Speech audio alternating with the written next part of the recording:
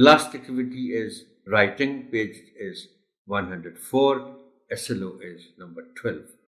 اب یہ چونکہ اسپیچ ببلز کی بات ہے، اس میں یہ آپ دیکھ رہے ہیں کہ یہ جو رائٹنگ کے نیچے ایکٹیویٹی ہے، read and fill the speech bubbles with the given sentences or phrases. What is a speech bubble? آپ بچوں کو بتا دیں گے. It's a circle around the words that somebody says in a cartoon.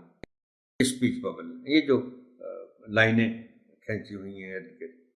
Let the students write the sentences, correct them, and then give your own sentences too.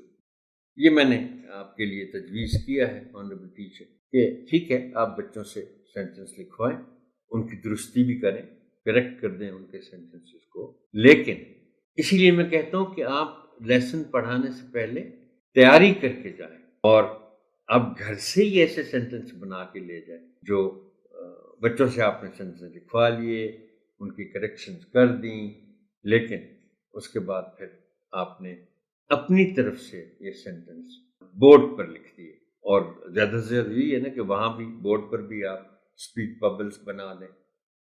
Well, that is all for this tutorial. Honorable teacher, thank you and Allah Hafiz.